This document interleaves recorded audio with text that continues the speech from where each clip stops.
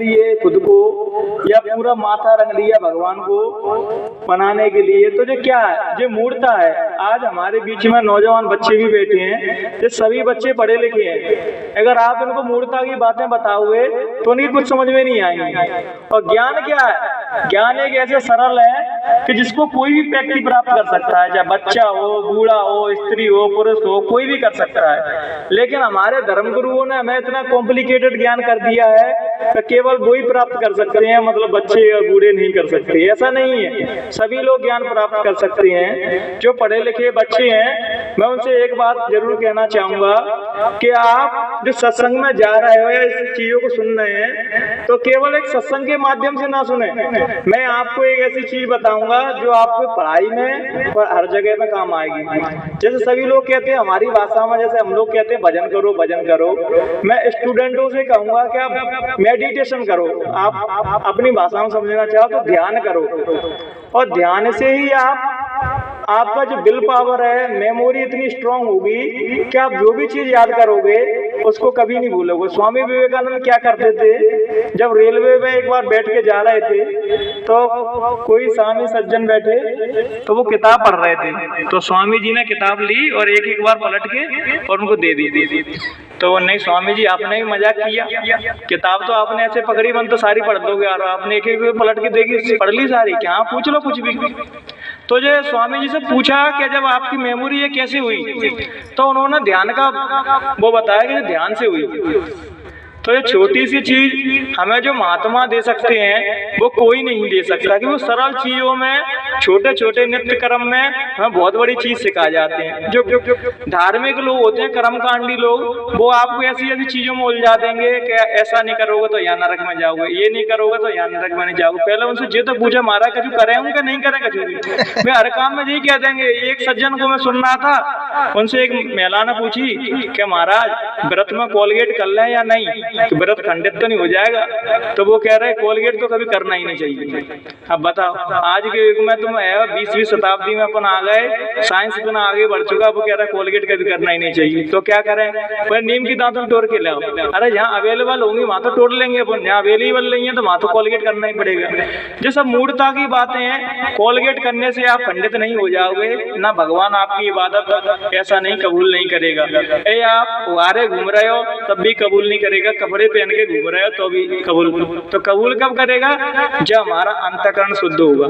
और अंतःकरण कहीं सत्संग में जाने से या रामायण भागवत में जाने से अपना जीवन में कोई अमल नहीं किया, तो कितना भी सत्संग सुन लेना, कितनी भी रामायण सुन लेना, और कितने देर रात टीवी में सभी लोग कथा सुनते रहते हैं, लेकिन हमारे जीवन में कोई प्रभाव नहीं पड़ता उन कथाओं को, क्योंकि हम जीवन में ही नहीं उतारते उनको। और जीवन में जो उतार लेता है तभी तो वास्तविक ज्ञान को हम समझ पाते हैं कि वास्तविक ज्ञान क्या है। संत महापुरुष दूसरों से कब कहते हैं, जब पहले वो अपने ऊपर नियम लागू कर लेते हैं तब। भजन करने की गुरु महाराज ने कब कहा, जब पहले उन्होंने 18 घंटे खुद ने भजन किया तब। आज अगर कोई व्यक्ति ये कहता है कि भजन करो, वो खुद नहीं कर रहा, तो उसकी कोई बात नहीं मानेगा।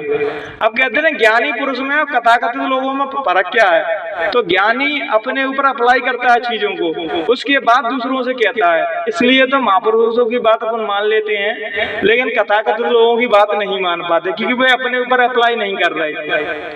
तो मैं आपको एक महात्मा बुद्ध के जीवन से एक दृष्टांत सुनाऊंगा कि महात्मा बुद्ध ने 3 महीने पहले ही बोल दिया कि भिक्षुओं मैं अपना शरीर छोड़ के 3 महीने बाद चला जाऊंगा। तो सभी लोग चिंतित में पड़ गए। जैसे जो सत्संगी लोग हैं वो जैसे समझ के सुने इस चीज को, मानो गुरु महाराज कह रहे हैं कि 3 महीने बाद मैं शरीर छोड़ के चला जाऊंगा। तो वहां जितने भी भिक्षु थे सब परेशान, कह रहे अब गुरु महाराज चले जाएंगे। लेकिन ये रोना क्यों आ रहा है और दर्द क्यों हो रहा है, क्योंकि तुम अंतःकरण में उनसे जुड़े ही नहीं। और जो कश्यप नाम के ऋषि थे, जैसे ही उन्होंने ये बात सुनी कि महात्मा बुद्ध 3 माह बाद चले जाएंगे, क्योंकि जो ज्ञानी पुरुष होता है वो 3 महीना पहले ही बता देता है कि मेरी मृत्यु हो जाएगी 3 महीने बाद। और जो संसारी व्यक्ति हैं जो बिल्कुल भी भजन नहीं करते, वो भी 2-3 दिन पहले अनुभव कर लेते हैं कि हम शरीर छोड़ के अब जाने वाले हैं। तो कश्यप नाम के जो ऋषि थे, उन्होंने तो कही कि अब महात्मा बुद्ध के जाने से पहले मैं अंतर में उस चीज को तो ढूंढ लूं। जो शब्दों के पीछे लगे रहते हैं कि यहाँ से अच्छे शब्द लिए सत्संग में जाके, वो अंतर में कभी नहीं पहुंच पाते। कि वो क्या करते हैं, यहाँ से शब्द लिए और वहां से शब्द लिए, ऐसे अपना जीवन खत्म कर देते हैं। तो कश्यप नाम के ऋषि ऐसे डूबे कि सभी लोग रो रहे कि अब महात्मा बुद्ध चले जाएंगे। वो ना रोवे ना हंसे ना गाए, कछु नहीं कर रहे। तो सभी लोग कह रहे हैं कि कश्यप को क्या हो गया, जे कछु रिएक्ट ही नहीं कर रहे, और बाकी तो सब रो रहे हैं। आनंद की तो रो रो के बुरा हाल। तो महात्मा बुद्ध ने कही कि आनंद, मैंने तुझसे पहले ही बोला था कि अगर तू शरीर से ही चिपका रहेगा और मेरे शब्दों को ही सुनता रहेगा बस, तो तेरे ऊपर कोई प्रभाव नहीं पड़ेगा। कश्यप ने अंतर में वो जान लिया कि बिछड़ना और मिलना तो कुछ होता ही नहीं है। जब तक पंच भौतिक का शरीर है, जैसे मैं मर गया मानव चल तो तुम लोग तो जो कहे वो तो खत्म है गए हमारा। लेकिन ये बताने के सूक्ष्म शरीर में, आज साइंस भी इस चीज को कहता है कि तुम सूक्ष्म शरीर में जाके उनसे बात कर सकते हो। एक यूनिवर्सिटियों में बच्चों ने अध्ययन किया है, वहां में उन्होंने बताया कि राम और कृष्ण, मोहम्मद साहब, जीसस क्राइस्ट से आप आज भी मिल सकते हो। तो उन्होंने विधि बताई कि ऐसे ऐसे आप मेडिटेशन में, ध्यान में, समाधि में जाके उनसे मिल सकते हो। तो वही विधि अपने ऊपर क्यों अप्लाई नहीं कर सकते? सत्संगी लोग वो भी गुरु महाराज से मिल सकते हैं कि शरीर का छूटना महात्माओं के लिए कोई बड़ी बात नहीं। शरीर धारण करना, छूटना उनके लिए तो सहज प्रक्रिया, जैसे कपड़े उतारते हैं, जैसे वो उतार लिए दूसरा शरीर धारण कर लिए। लेकिन अपने लिए इसलिए ये महत्वपूर्ण है कि वो शरीर से चिपके हुए हैं, कि शरीर ही सब कुछ है। और महात्मा शरीर से परे ले जाने की बात कर रहे हैं आपको, कि शरीर सब कुछ नहीं है। लेकिन हम क्या है, सुनिया है और जा कान से सुनिए, बा कान से निकाली। और ज्ञान का मतलब जो आपने एक बात पकड़ ली, फिर आपने उसको, जैसे नामदान सबको मिला है, तो नामदान को हम सभी लोगों ने वृक्ष नहीं बना पाया। जैसे गुरु महाराज ने सबों के ऊपर दाने डाल दिए तो वो दाने बन के रह गए। लेकिन हम ध्यान करते, भजन करते, मेडिटेशन करते निरंतर रूप से, तो वो वृक्ष बन जाता। और जब वृक्ष बन जाता, जब आपके समीप से कोई ध्यानी व्यक्ति गुजरेगा या कोई ज्ञानी व्यक्ति गुजरेगा, तो उसके पूरे बॉडी में, पूरे एक एक मैं बता रहा हूँ, उसके चेहरे पे, बॉडी पे एक एक आपको जो दिखेगा कि जो कोई व्यक्ति नॉर्मल नहीं है, अब नॉर्मल व्यक्ति है, उनका प्रेम तो अपने आप ही खींचेगा। जैसे मैं गुरु महाराज की किताब पढ़ रहा, उसमें पूछा था कि वो खुदा की बस्ती में बंदा बना होगा, तो शिष्यों ने पूछा तो बंदे पहचानेंगे कैसे कि ये खुदा है? तो उन्होंने कहा कि इश्क से खींचेगा, मतलब प्रेम से खींचेगा वो। जैसे गुरु महाराज किसी को जबरदस्ती कोई चीज नहीं करवाते या वो मार पीट के नहीं कराते, वो प्रेम ही इतना करते थे कि आज भी हम जब उनका कोई बात करते हैं तो आंसुओं को नहीं रोक पाते, कि उनके अंदर इतना प्रेम था कि मुझ जैसे निकम्मे को, जो जिसको यहाँ आज बोल रहा हूँ, मुझे यही बहुत बड़ी बात है कि मुझे यहाँ तक पहुँचा दिया, तो ये कितनी बड़ी बात होती है गुरु महाराज की। गुरु का जो होता है, जो गुरु, वो इतना महान होता है कि वो अपने शिष्य को अपना स्वरूप दे देता है। क्योंकि जहाँ अहंकार होता है वहाँ वो कभी नहीं देता। लेकिन जो गुरु होते हैं वो जो कहते हैं कि शिष्य मेरा जितना आगे जाएगा तो नाम तो मेरा ही आगे चलेगा ना। वो पूछे कौन है, इनके गुरु कौन है, तो गुरु का नाम अपने आप ही चलेगा। रविदास जो थे, उनके गुरु थे रामानंद साहब। तो यार रविदास ज्ञानी नहीं हो पाते तो रामानंद का आज नाम नहीं हो रहा होता। तो जब दोनों कंडीशन होती हैं, कभी कभी महान गुरु के आगे दो कौड़ी का चेला, जैसे महान गुरु हमारे, हम दो कौड़ी के चेले हैं, तो दो कौड़ी के व्यक्ति भी आगे निकल जाते हैं। और कभी कभी चेला भी गुरु को महान बना देता है, भक्ति करके, पूरे समाज में प्रचार करके। तो हमें, अब मैं अपनी वाणी को विराम दूंगा क्योंकि समय ज्यादा हो रहा है और बोलने वाले वक्ता बहुत है, थोड़ा और चलन दो। तो वो मैं बात ही कट गई। तो वो कह रहे थे, हमें समझ ही नहीं आया क्या, चलो छोड़ो। तो वो ज्ञान जो होता है, जो गुरु हमें देते हैं, वो कैसे मिलता है हमें ज्ञान? जब हम छोटे बन जाते हैं और अपने आप को कुछ नहीं समझते थे।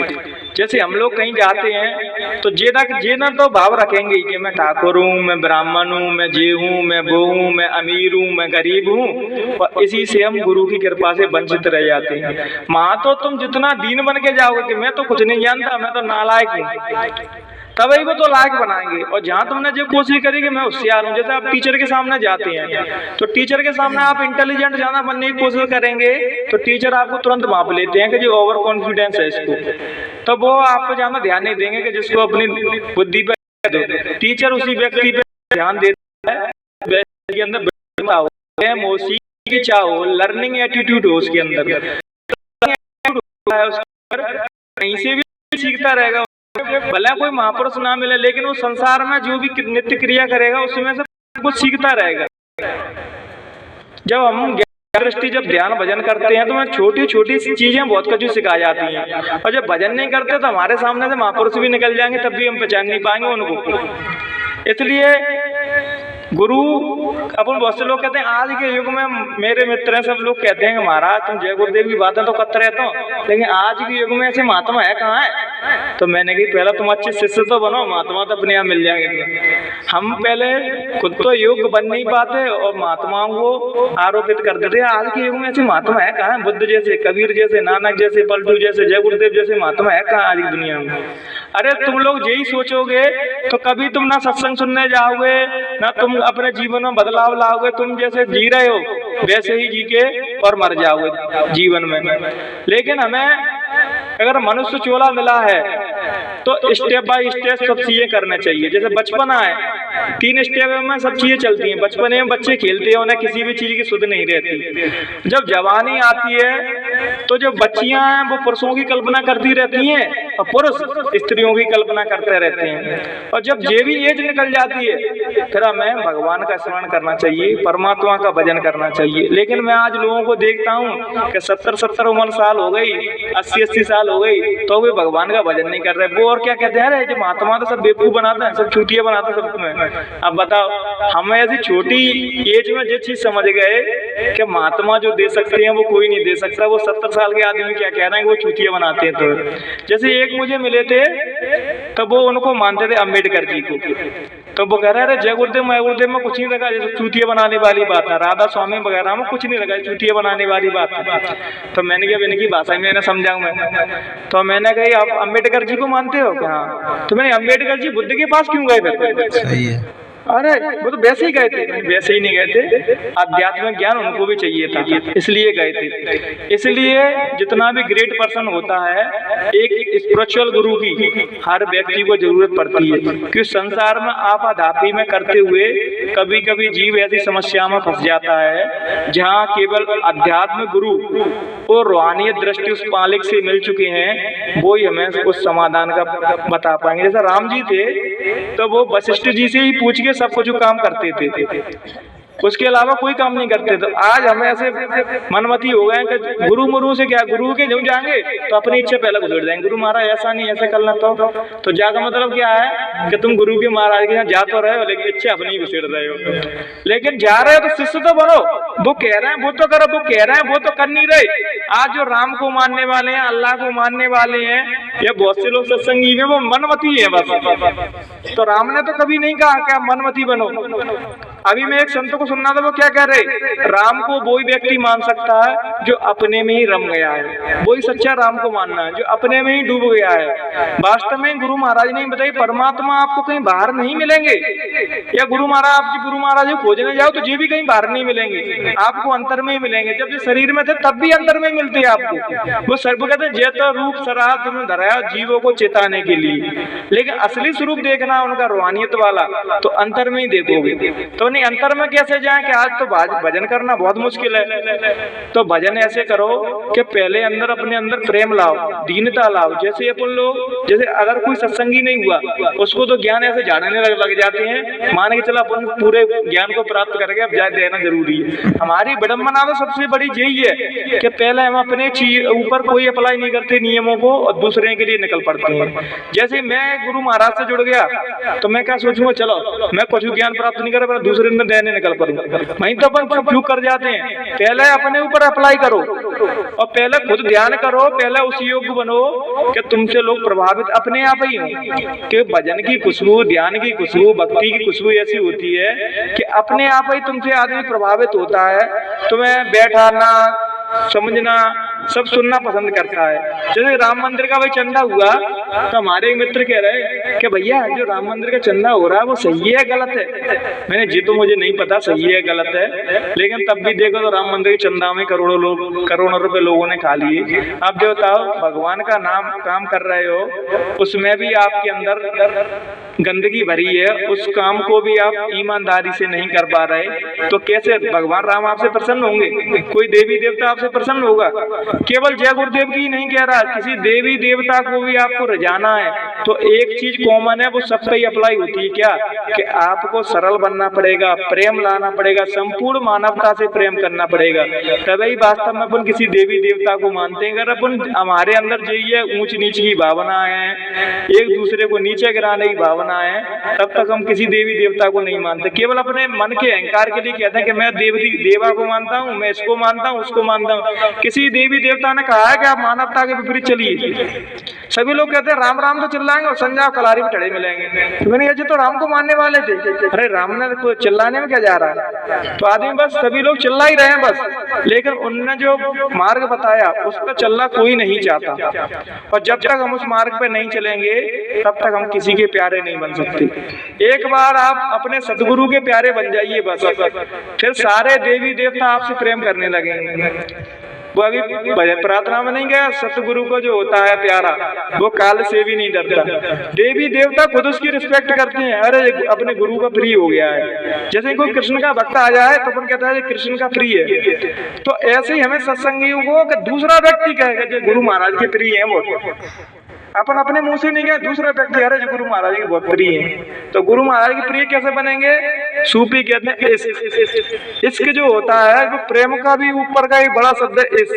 इश्क में क्या होता है कि साधक अपने आप को मिटाता चलता है, जो वो अपने आप को मिटाता चलता है, जो उसमें खुदा का नूर, उस मालिक का नूर उतरने लगता है, वो परमात्मा उसके अंदर से दिखने लगता है। तो एक काशी के एक पंडित जी की कहानी बताऊं और एक ब्रह्म ज्ञानी संत की कहानी बताऊं कि नाव चालक थे, वो पति पत्नी दोनों नाव चलाते थे अपने जीवन जीने के लिए या पैसा कमाने के लिए। तो वहां एक पंडित जी आए, तो जहाँ मतलब कोई पंडित बैठा हो तो बुरा मत मानना, व्यक्तिगत में उनसे नहीं कह रहा। तो हमारे पंडित जी आए, तो पंडितों का स्वभाव क्या होता है कि उनके सामने परमात्मा भी आ जाएंगे तो पहले कहेंगे सबूत दो।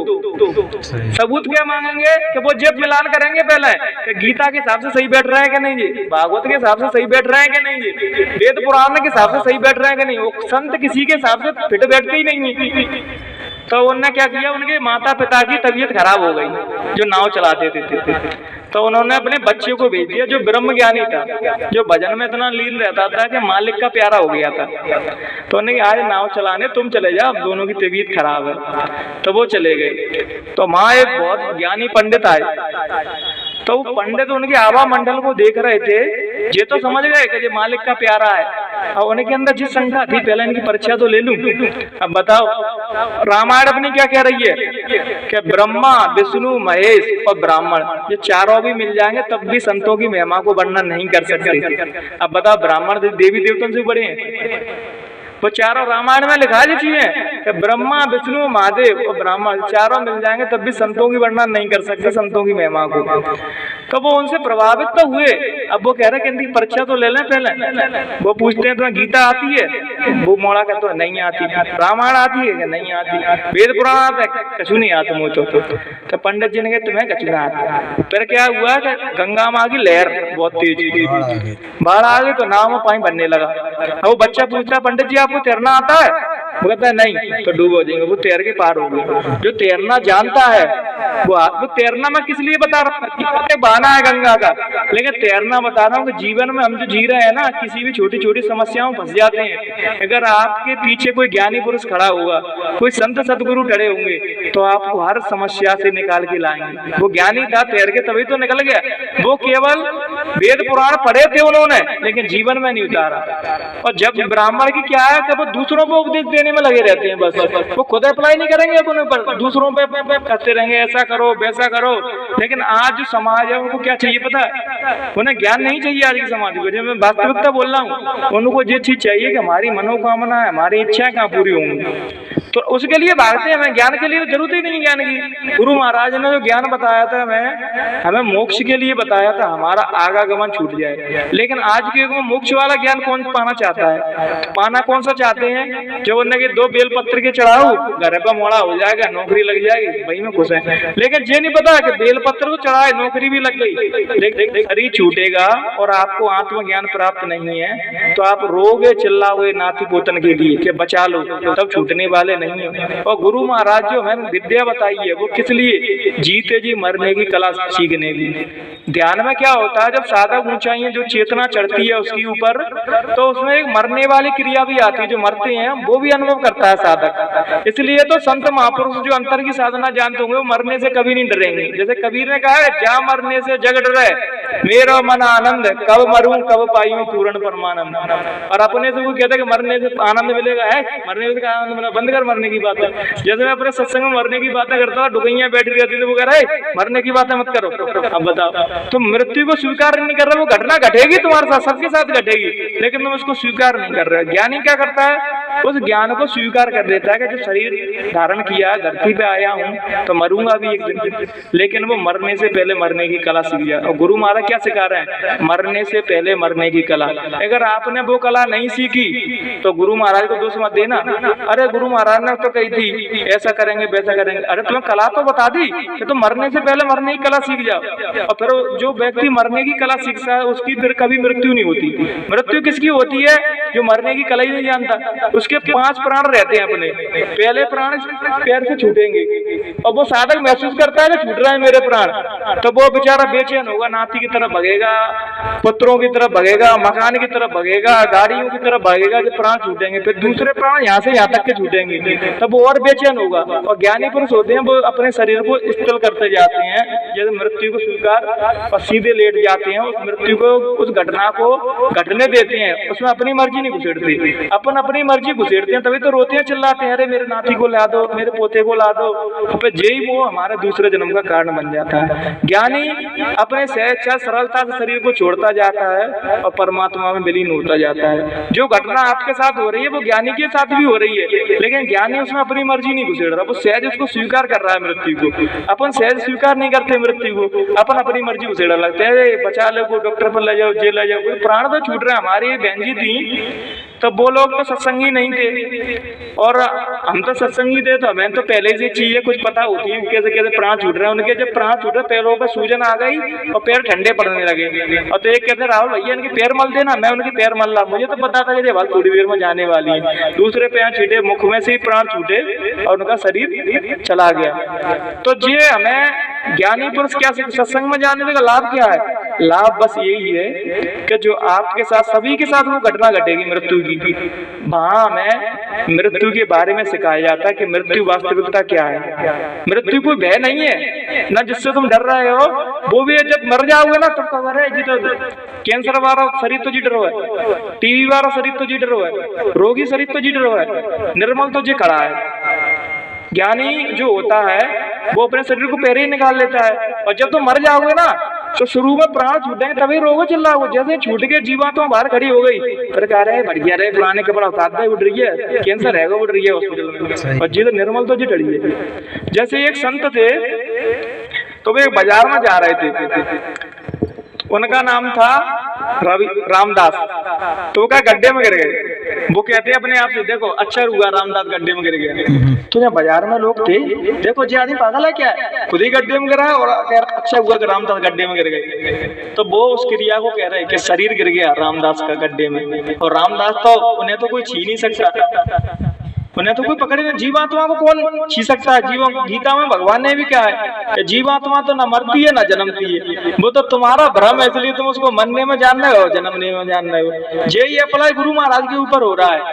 आप जे गुरु को अपने को मरने में और जीने में, बहुत से लोग कोई मरने में घोषित कर दिया, कोई जीने में घोषित कर दिया। संत महापुरुषों की ना तो मृत्यु होती ना जन्म होता उनका। उन्होंने जब ज्ञान प्राप्त कर लिया तो मृत्यु से अपने आप परे हो गए।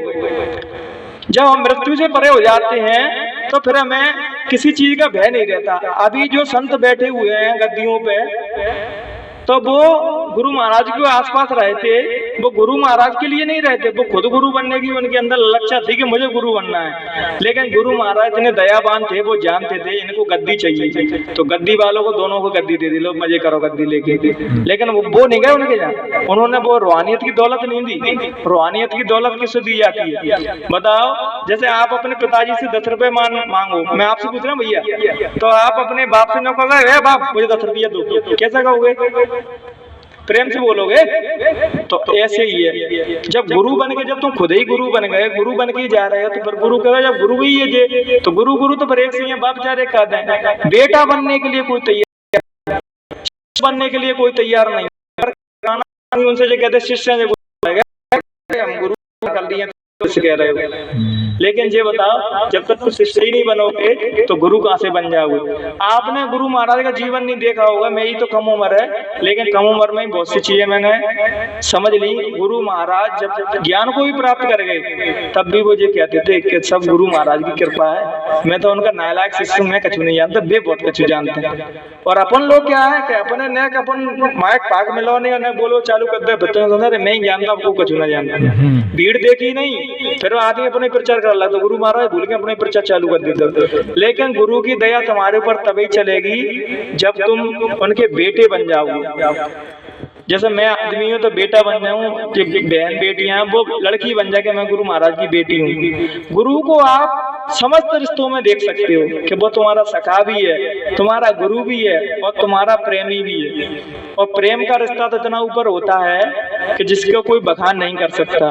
जैसे कृष्ण भगवान का आपका जीवन देखा होगा, एक भक्त कृष्ण भगवान से कहता है कि कृष्ण भगवान आप हमको जमे नहीं, तो उन्हें क्यों नहीं जमे? कि तुम दो तरह की बातें कर रहे हो, गीता में तो तुम कह रहे हो कर्म करो, भक्ति करो, योग करो, तमाम बातें दे रहे हो कि तमाम तरीके की विधि बता दें, लेकिन तुम गोपियों से तो कभी कह ही नहीं रहे कि तुम कछु करो। तो वो कह रहे हैं कि जो वो कर रही है वो कोई नहीं कर सकता, ना तो योग कर सकता, ना तो तपस्या कर सकती है, ना कर्म कर सकता। तो वो क्या कर रहे हैं कि वो गोपियां मुझसे प्रेम करती हैं और मैं तुम सभी लोगों को, देखो भजन तो मैं नहीं करा सकता, लेकिन मेरा उद्देश्य यही है कि जिस प्रकार मैं गोपियां बन गए गुरु महाराज की, आप भी गोपी बन जाओ। बस आप जो कहोगे अरे गुरु महाराज ने तो ऐसा कहा नहीं, अरे वो कुछ आप भूल जाओ कहा कि नहीं कहा, बस मेरी बात ये मान लो कि आप गोपी बन जाओ बस गुरु महाराज से। जो लोग भजन नहीं कर पाते, माला नहीं फिरते बेचारे, अरे गुरु महाराज का व्याख्या खंडित कर नहीं, तुम बस एक बार बैठ के चरणों में रोज गुरु के चरण अपने आंसुओं से धुल दिया करो और शाम को 2 आंसू गिरा दिया करो, बस समझना तुम्हारी इबादत कबूल हुई। जब तक साधक रोएगा ही नहीं, तब तक पिघलेगा ही नहीं, तब तक बाकी अंदर परमात्मा की दया भक्ति कैसे आएगी? हम संसार हमारा नाती बीमार हो, घर में कोई समस्या हो तो ऐसा रोएंगे विभ्या के कि मान अब तो सब भगवान अब तो सामने ही आ जाए, लेकिन भगवान के लिए नहीं रोएंगे जिसने हमें शरीर दिया, जो सांसों की पूंजी दी है, जो संसार चलाने के लिए सब कछु वो दे रहा तुम्हें, फिर भी हम कभी उसका धन्यवाद भी नहीं करते। हम हमारे जीवन में कुछ अच्छा हो जाता क्या क्या देखो था, अरे वो तो मैंने करो, और कुछ खराब हो जाए अरे तो गुरु महाराज से जुड़े तो कुछ नहीं हमारे। अरे जब अच्छाई को क्रेडिट अपना दे रहे हो और बुराई को गुरु महाराज को कैसे दे रहे हो? जैसे मैं हूँ, मैं अपने जीवन में बुरा होता है तब भी गुरु महाराज भी पटक देता हूँ, और अच्छा हो रहा है तब भी गुरु महाराज भी पटक देता हूँ।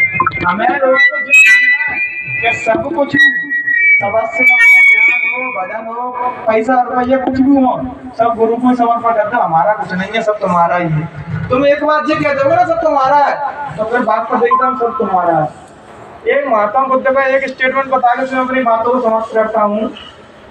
महात्मा बुद्ध कहते हैं कि ज्ञानी की परिभाषा बताई, वो कह रहे थे कि ज्ञानी कैसे बना जाता है, तो उन्होंने कहा ज्ञानी ऐसे बना जाता है कि परमात्मा कहता है, अपन कहते हैं कि मेरे अकॉर्डिंग दुनिया चल रही है, और परमात्मा कहता है कि नहीं मेरे अकॉर्डिंग चल रही है।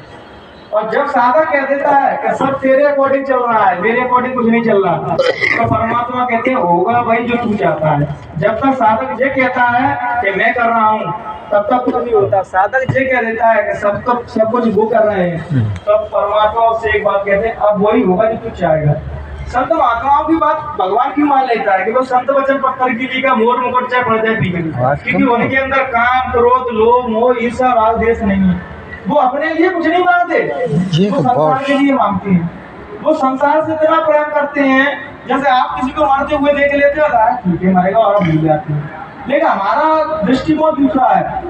अगर मैं किसी को मरते हुए देख लूँ या कोई मर रहा हो, वैसा मर गया हो, तो मेरे मन में जी गिरानी होती है, अरे क्यों उस ज्ञान को प्राप्त कर सकता था, उस परमात्मा का भजन करके दोबारा जन्म हट जाता है। मैं ऐसे सोचता हूँ। आप लोग ठीक है हमारे को कोई भी व्यक्ति हो पता नहीं कोई मर जाता है तो महीना 2 महीने तक मेरे दिमाग में नहीं चलता रहता है कि मालिक का भजन करके अपने आवागमन को छुटा देता है। किसी गुरु के चरणों में बैठ के भजन करके सब मानव देह की महत्वता को समझ पाता कि मानव देह क्यों मिली है हमें। अगर हमें कोई गुरु नहीं मिलते तो संसार में ऐसी भटक भटक के मर जाते थे। मैं तो पैसे वाले लोगों को देखता हूँ, बहुत करीब में बैठा हूँ उनके लोगों के, उन्हें क्या जीवन में पैसों से बड़ी कोई चीज नहीं है। वो दिन रात पैसों की उठापटा करते रहते हैं, कहाँ से पैसा मिलेगा, कहाँ से नहीं मिलेगा, और दिन रात ये सोचते रहते हैं बस जीवन में सब कुछ पैसा ही है। और जब यही व्यक्ति आईसीयू में डले होते हैं, फिर उनसे पूछा भाई साहब सब कुछ पैसा ही, क्योंकि पूरा जोर लगा दिया उन्होंने पैसे का, हमारा पैसे काम नहीं आ रहा उनका। तब कहते हैं यार भगवान तो होगा तो सुन ही रहा वो, मतलब ऐसे व्यक्तियों को भगवान सुनेगा। अपन कहते हैं पंडित लोग क्या कहते हैं, मर रहा हो